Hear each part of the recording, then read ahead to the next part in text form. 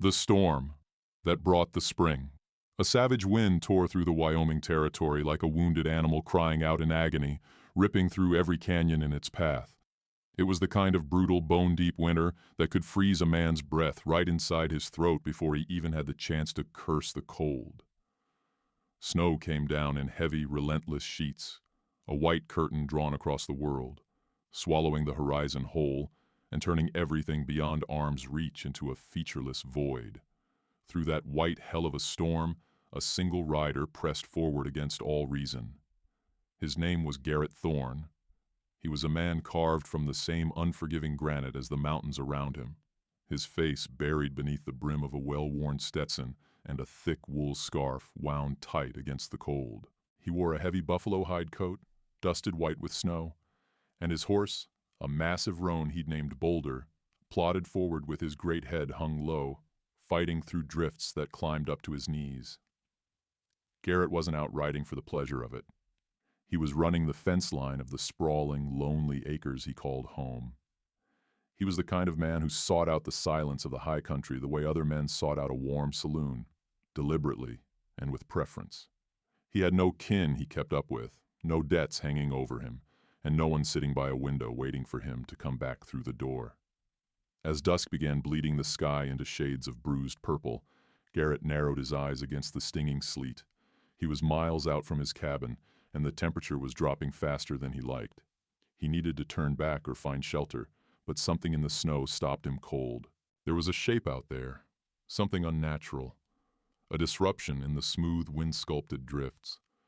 From a distance, it looked like a heap of discarded colored silk, impossibly bright against all that blinding white. He steered Boulder toward it, one hand drifting instinctively to the rifle in his scabbard. Out in this country, traps were common and mercy was hard to come by. But as he closed the distance, the shape became something else entirely. It wasn't a trap. It was people, two of them, pressed together for warmth and nearly buried under the accumulating snow. Garrett swung down from the saddle, his boots breaking through the frozen crust with a heavy crunch. He moved in carefully, the wind snapping at his coat like something with teeth.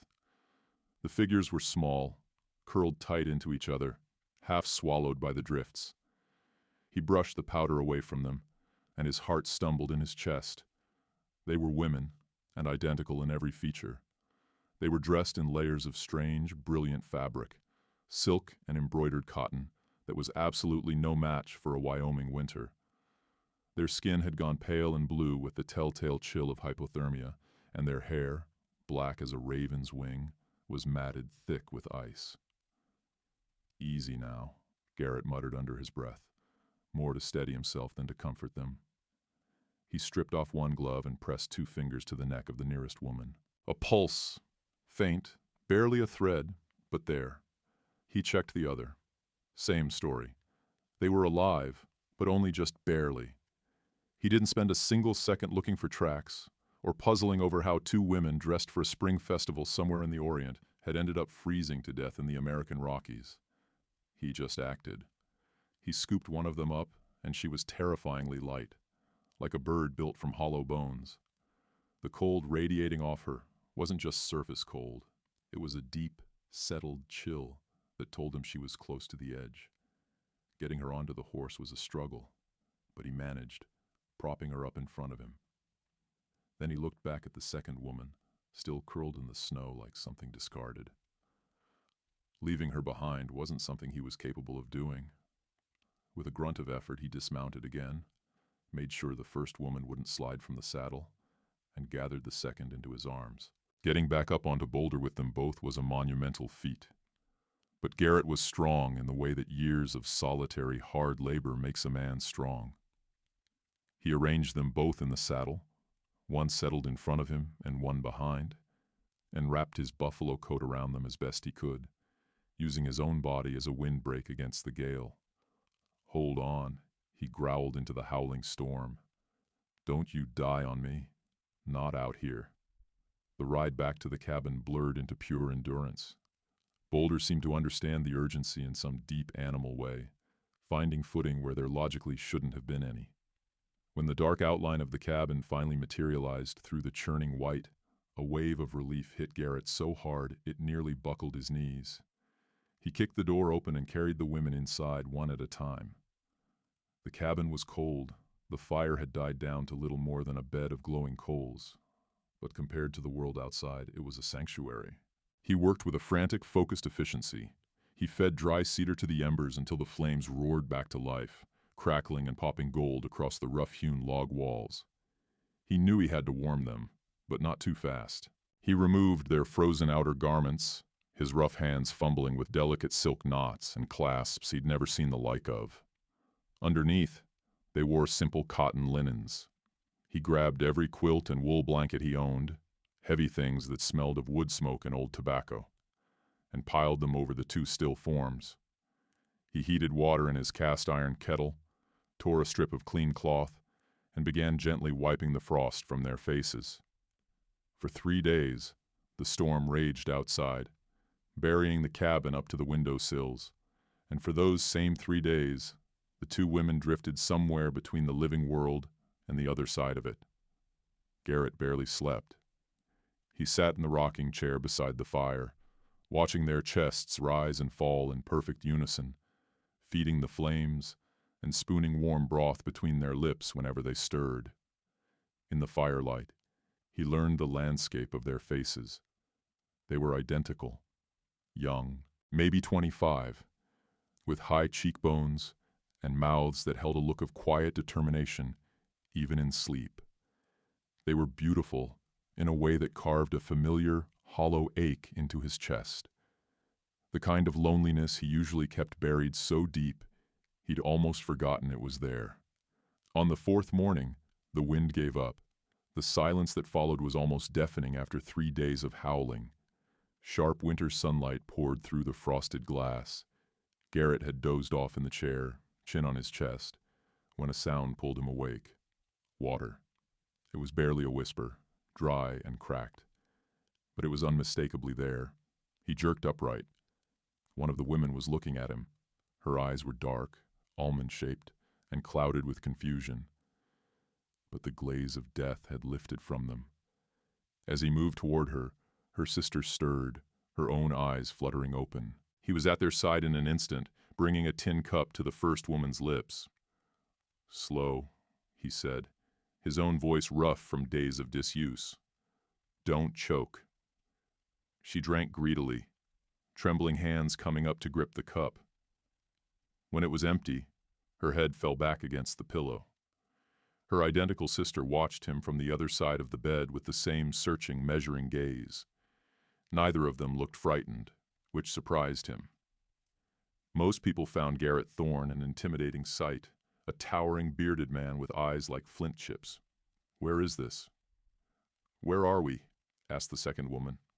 Her English was accented, the vowels clipped and precise, but perfectly clear. "Wyoming territory," Garrett said, stepping back to give them room. "My ranch. Found you in the snow about 5 miles east of the pass." "You were half frozen." They exchanged a look, one of those silent, wordless conversations that passed between them like a current. A shadow of pain moved across their faces.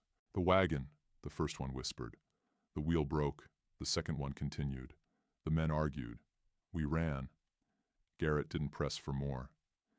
He knew enough about the world to understand that 2 women alone out here, 2 Chinese women in the West, faced dangers that made a blizzard look gentle by comparison. "You're safe here," he said simply. "Name's Garrett. Garrett Thorne." The women studied his face carefully, searching for deception. Whatever they found there seemed to satisfy them. "I am Mai," said the first one. "And I am Leanne," said the second. "Mai. Leanne," he repeated, the names feeling delicate on his rough tongue. "Well, you rest. You've got a ways to go before you're walking." Recovery came slowly. For the next week, Mai and Leanne were confined to the bed, their strength returning in small, careful increments. Garrett kept to his routine. Morning chores, tending to the livestock, then back to the cabin to cook and look in on them. The dynamic inside that small cabin had shifted. For years, Garrett's silence had been broken only by the crackle of the fire and the moan of the wind. Now there were 2 presences in the room with him, The soft rustle of blankets, the sound of their breathing, synchronized, the clink of a spoon against a bowl, twice over. At first it unsettled him, the way any disruption to a long-settled quiet will unsettle a man. But before long, he found himself looking forward to it as he trudged through the snow to the barn each morning. As Mai and Leanne grew stronger, they began making their presence felt in earnest. It started with the food. Garrett was a man who ate the way he did most things, to get it done. Beans, jerky, hardtack, flavorless stew that kept him alive without making him want to be. One evening he came in from splitting wood to find both sisters seated at the hearth. Leanne was crumbling dried herbs from his own pantry, herbs he'd never had the first idea what to do with, into the pot, while Mai stirred with the patient authority of someone who had done this 1,000 times. "What are you two doing?" he asked, stamping the snow from his boots. Mai looked up, a hint of a smile touching her mouth. "Your stew." "It has no soul," Leanne added without looking up. "It tastes like sadness and old leather. We are fixing it." Garrett blinked. He opened his mouth, closed it, and sat her down without argument when Mai gestured to the table with the spoon. When Leanne set the bowl in front of him, the smell hit him first. Sage, wild onion, and something warm and faintly spicy underneath it all. He took a bite. It was the best thing he had eaten in 10 years. He looked across the table at them. They offered small, identical, triumphant smiles. "Better?" they asked. "Better," he admitted, and scraped the bowl clean. From that evening forward, Mai and Leanne claimed the interior of the cabin as their domain. The moment they could stand without swaying, they were sweeping dust from corners that hadn't seen a broom in years. They dug up a needle and thread from somewhere in his haphazard supply pile and mended the tears in his spare shirts. They organized the pantry, scrubbed the soot from the windows, and even braided a rug from scraps of old fabric to lay beside the door. Garrett watched this transformation unfold with a mixture of wonder and a quiet, gnawing dread. The cabin, which had been nothing more than shelter against the elements for so long, was becoming something that felt, uncomfortably, like a home. But the fear sat in the back of his mind like a stone in a boot. The snow would melt, the pass would open, and they would leave. Why wouldn't they? They were young and full of life, and he was nothing but a weathered rancher living at the ragged edge of the world. They deserved better than this. They deserved a life in some city with their own people, and comforts he could never offer. One evening, about 3 weeks after he'd found them, another storm rolled in off the mountains. It wasn't as savage as the first, but it moaned against the walls with a hollow, melancholy tone, rattling the door on its hinges. They sat by the fire together, Garrett working oil into his bridle leather, Mai and Leanne sewing buttons back onto his heavy coat with practiced, nimble fingers. "You never asked why we ran," Mai said suddenly, her voice cutting clean through the quiet. Garrett paused, the rag hovering above the leather. "Figured you'd tell me when you were ready. A man's past is his own business. I reckon a woman's is the same." Leanne set the coat down. Both sisters gazed into the flames. The firelight danced in their dark eyes. "We were promised to a man in San Francisco," Leanne explained. "A merchant. He paid our father's debts in Canton, and we were his payment in return. We arrived in America, and we saw him," Mai continued, her voice calm, matter-of-fact, stripped of any self-pity. His eyes were like ice. "We knew, if we went with him, our spirits would die inside us. So when they were transporting us east to his mining interests, we ran." Garrett looked at them and saw clearly now the steel that had always been there beneath the silk. "That took guts," he said quietly. "Running out into a blizzard like that. Better to freeze free," Mai said, "than to live in a cage." She turned to him then, her sister's gaze following. "And you, Garrett Thorne, why are you alone out here in this white wasteland? You are not a cruel man. You are strong. You have land." Garrett exhaled, rubbing the back of his neck. He hadn't spoken of this to a living soul. Had a wife once, he said at last. Annabelle, and a little girl. The words felt jagged coming out, like broken glass in his throat. Influenza took them both, 5 years back. A bad winter, not unlike this one. Couldn't get a doctor in time. He stared at his scarred, rough hands. After that, the house felt too big. The town felt too loud. Came out here. Seemed easier to be alone than to see them missing from every corner of every room. Silence settled over the three of them. Heavy, but not uncomfortable. The silence of people who understood loss and didn't feel the need to paper over it with words. Leanne reached out and placed her small hand over his large, calloused one. Her skin was warm. Mai laid her hand over her sister's. Sorrow is a heavy coat, Leanne whispered. But you cannot wear it forever, Mai added softly. Eventually the sun comes out, and it becomes too hot to carry. Garrett looked at their joined hands for a long moment, then up at their faces. For the first time, he let himself truly look at them, not as victims he had pulled from the snow, but as women. He gently withdrew his hand and returned to his work, terrified by the small, stubborn flame of hope flickering somewhere inside his chest. Weeks went by. The iron grip of deep winter slowly began to relent. Icicles dripped from the eaves in the afternoons, and patches of dark earth began pushing up through the snow in the valley below. The time for departure was drawing near, and Garrett could feel it like a change in the weather. He grew moody. He spent longer hours out on the range, riding fence lines that didn't need inspection, hunting game they didn't need. He was steeling himself for the return to silence. He told himself it was for the best.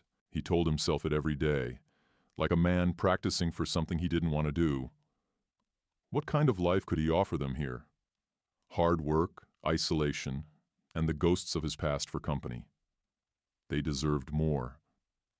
They deserved a city, people of their own kind, comforts he simply didn't have. One evening, he came back late to the cabin. The sun had already gone down, leaving just a cold, clear sky above. He stepped inside, expecting to find them packing their things, or maybe asking when he could haul them down to the nearest train depot. Instead, the cabin was warm and fragrant, with the smell of roasting venison.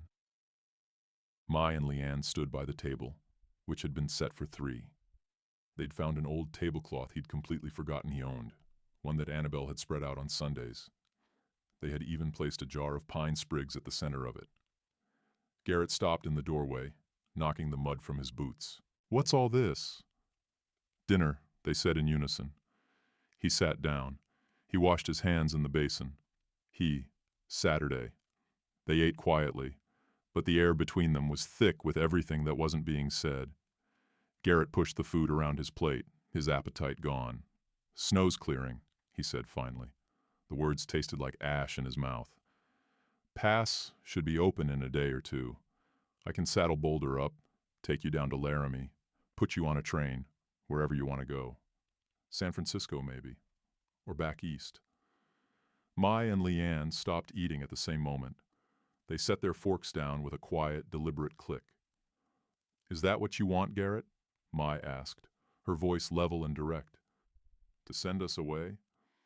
"It ain't about what I want," he said, his jaw tightening. "It's about what's right. This isn't any kind of life for women like you, stuck out here at the edge of nowhere with a grumpy rancher. You've got your whole lives in front of you. You're free now. No debts." "Free," Leanne repeated, testing the word. They rose from the table and moved around to him, with the kind of quiet grace that made even the rough planks of that cabin floor feel like something more.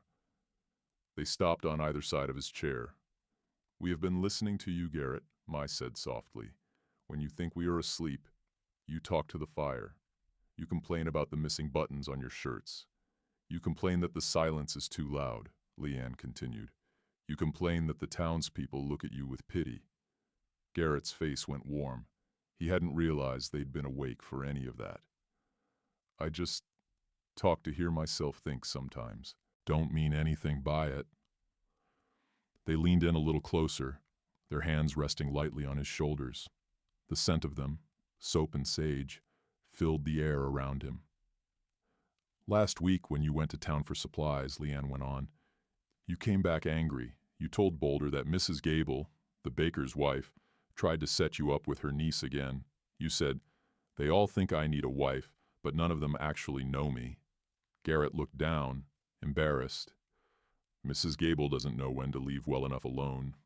Mai gently turned his face toward hers, while Leanne kept her hand on his other shoulder. They looked down at him with eyes that held both amusement and something fiercer, a tenderness he hadn't expected from anyone, let alone directed at him. "You need help here, Garrett," Mai said. "You work too hard. Your cooking is terrible," Leanne added. "Your house needs a woman's hand," Mai continued, and then she touched his chest, right over the place where his heart beat steadily beneath the flannel. "And your heart is lonely." Garrett swallowed hard. He couldn't look away. "I manage." They smiled, a slow, certain curve of their lips that made his breath catch somewhere in his chest. They leaned down, their faces close to his, and their voices dropped to a whisper that somehow rang louder in that small room than any shout could have in a canyon. "We heard you want a wife," Mai said, her eyes holding his. Leanne finished the thought, her voice just as clear, just as sure. "We are perfect for you." The words hung in the air between them, bold and completely unapologetic. Garrett looked from one face to the other, searching for the catch, for the joke, and found nothing but sincerity and a kind of strength that matched his own. "Leanne," he started, his voice unsteady. "I'm a widower. I'm older than you. I'm not a rich man. All I've got is this land and a lifetime of hard work." "We do not want rich," Leanne said firmly. "We want safe," Mai said. "We want kind. We want a man who rides into a blizzard to save strangers. We want a home where we are not sold," Leanne said, "but where we choose to stay." They each took one of his rough hands in theirs. "We choose this," they said together. "We choose you." Garrett felt the walls around his heart begin to crumble, stone by stone, like a dam giving way after a long thaw. He rose slowly from the chair, towering over them, and yet feeling somehow as though they were the ones holding him steady. "You really mean that?" he asked, his voice carrying just the faintest tremor. "You'd both stay here with me?" "We are not going anywhere, Garrett Thorne," Mai said. "Unless you throw us back out in the snow," Leanne added, a glimmer of mischief in her eye. A laugh worked its way up from somewhere deep in his chest, rusty and unpracticed, like a sound he'd forgotten he was capable of making. "Not a chance," he said. "You'd freeze before you made it to the gate." He reached out slowly, his hands hesitating for just a moment before cupping their faces. Their skin was soft against his calloused palms, a contrast that struck him with its completeness. He leaned in and kissed Mai, and then Leanne. Tentative at first, like questions asked carefully, and then answered. And then the kisses grew deeper, filled with the kind of promise that follows a long, hard winter. The next morning, the sun rose over a world that looked entirely different than it had the day before. The snow was still there, deep and blinding white, but the isolation was gone. They didn't wait for a preacher to make it official. The nearest one was a 3-day ride, and the snow was still too deep for that kind of journey. Instead, that evening they stood together on the porch of the cabin, the vast, star-scattered Wyoming sky spread above them like a cathedral roof no man's hands could have built. Coyotes sang in the distance, a wild choir bearing witness. Garrett held Mai's hand and Leanne's hand and looked from one face to the other. "I promise to keep you safe," he said, his voice steady as the mountains behind him. "To honor you, to never let you be cold again." Mai and Leanne squeezed his hands. "And we promise to keep your heart warm," Leanne replied. "To fill this house with life," Mai finished, "and to never let you eat flavorless stew again." Garrett laughed and slid a simple ring onto Mai's finger, then an identical one onto Leanne's, bands of polished silver he'd fashioned that afternoon from coins in his workshop. They weren't fancy, but they caught the moonlight, and they shone. "I reckon that's a fair trade," he said. Life on the ranch changed, not overnight, but steadily, the way good things tend to change. It was never easy out there. The West was never easy. There were droughts and blizzards, lean seasons and wolves, and years when the work seemed like it would never end. But the silence was gone. The cabin was filled now with the smell of the spices Mai and Leanne ordered from San Francisco, mingled with the familiar scents of pine and leather. They proved to be far more than housekeepers. They were partners in every sense of the word. They learned to ride as well as any cowhand, balanced and sure-handed in the saddle. They worked the calving in the spring and the harvest in the fall. They brought sharp, practical minds to the ranch's accounts, finding places to save money and trade smarter. Travelers passing through the territory began to talk about the Thorne Ranch. They spoke of the remarkable garden that grew behind the cabin, where vegetables from the Orient grew in rows alongside hardy Wyoming potatoes. They spoke of the finest meals to be found west of the Mississippi.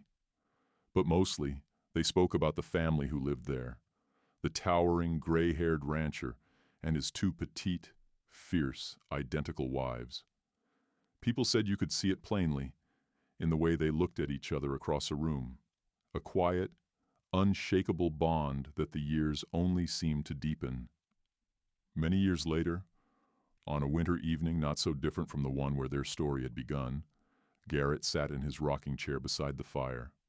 His hair had gone white, and his joints ached when the pressure dropped. The fire roared in the hearth, filling the room with warmth and the smell of burning cedar. Mai and Leanne sat across from him, mending a shirt for their youngest boy, who was asleep up in the loft. They looked up, catching his eye. "What are you staring at, old man?" They teased gently, in unison. Garrett smiled, a comfortable expression, worn deep into his face by years of use. "Just thinking," he said, "about that blizzard." Mai and Leanne paused, and a soft, shared smile found their lips. "A cold day," Leanne said. "The coldest," Garrett agreed. "But it brought the spring." He looked slowly around the room, at the rug they had woven together, the books lined up on the shelf, the children's toys scattered across the floor. He looked at the women who had saved him, just as surely as he had saved them, all those years ago in a Wyoming snowfield. "You were right, you know," he said softly. "We are usually right," Mai countered, not missing a stitch. "But about what, specifically? You said you were perfect for me." Mai and Leanne set down their sewing. They crossed the room to him and leaned down to press a kiss to his forehead, their hands settling on his shoulders, just the way they had that first night, so many years ago, when the world had been on the verge of changing. "I told you, Garrett," Mai whispered, her voice warm with the weight of 1,000 fires. Leanne's voice joined hers, a perfect, familiar harmony. "We heard you wanted a wife." Garrett took their hands and held them against his weathered cheeks. Outside, the wind howled and scratched at the door, trying to find its way in, the way it always had. But inside, everything was warm. Everything, at last, was whole.